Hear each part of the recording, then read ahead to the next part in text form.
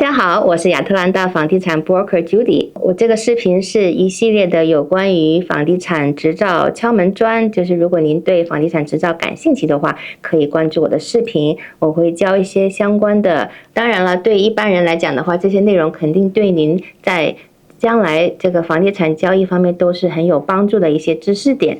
那上一堂课的时候，我有讲过我们的这个 real estate 的话，它所包含的东西，譬如说我们的定义是有包含 land， 然后加上 improvement，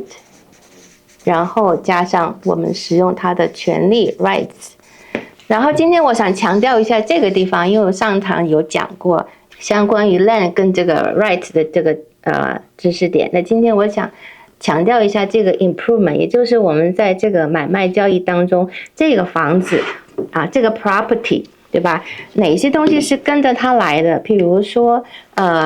当你买这个房子的时候，有一些好的，有一些不好的东西，它是跟着来的。比如说这个房子它有一个很好的 landscaping，很好的这个backyard 或者是 fence， 甚至它的 driveway， 那你买这个房子的时候，它都是跟着来的，对吧？这些东西我们这个有一个字叫做 appurtenance。有一些字呢，我们的考试的时候是需要知道，但是其实入行了以后，这个字根本就是很少见得到。但是这个字的定义就是有些东西是跟着这个 property 来，但是呢，那你想想看，除了这个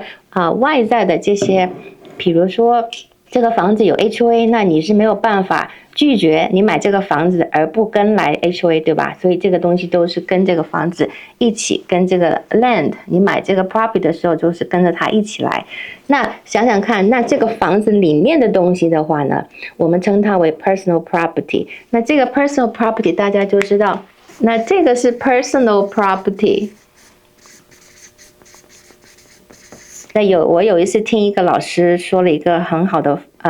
方法，他就是说，如果你把这个房子倒过来的时候，能够掉下来的东西，我们都称它为 personal property， 也就是说这些东西是不会跟着这个房子一起来，对吧？那但是呢，相对来讲，我们这里又有一个知识点，就是说有些东西呢，但虽然是 personal property， 但是因为它跟这个房子连在一块了，而且是不能分开了，经过一些办法的话呢，这些东西呢，我们就称它为，这个时候我们称它为这个东西叫做 fixture。这些东西的话就会跟着这个房子一起来。大家可以想象得到，就是说你的房子的这个空调，如果说它是需要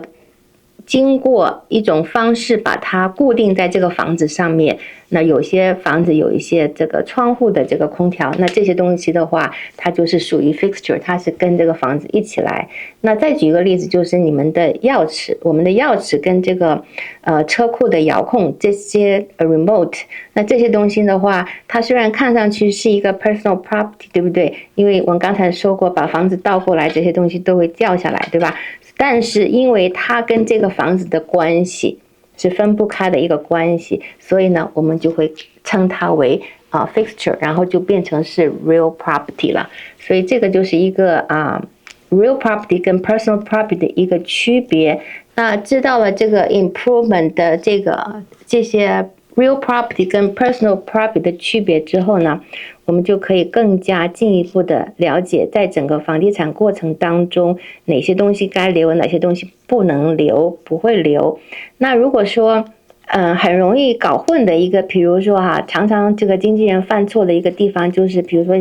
房子里面的一个冰箱。那我们现在学了这么多的话，你应该知道这个冰箱是不一定跟这个房子一起过来的，就是你买的这个房子不一定是跟冰箱的。所以最有效的一个方法就是现在有很多经纪人，很专业的经纪人，他会在你的合同里面体现出说我当时看房子的时候，那个冰箱或者是那个洗衣机烘干机或者任何你想卖家留下来的东西，你都要把它放在合同里面。所以最有效的方法就是一个 agreement，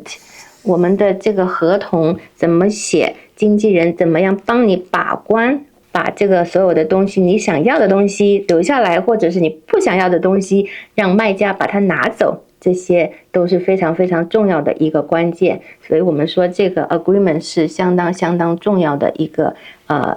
很好的一个合同的必须要有的一个要素。也就是说，如果双方同意了这个东西留下来，或者是这个东西不留下来，那这个只要买家卖家同意，有书面上的这样子一个在合同里面的话，才是最有效的保护你的一个方法。那今天这个讲到的是这个 real estate 有关于再强调了一下有关于 real property 跟 personal property 的区别，希望大家对这个概念有更进一步的了解。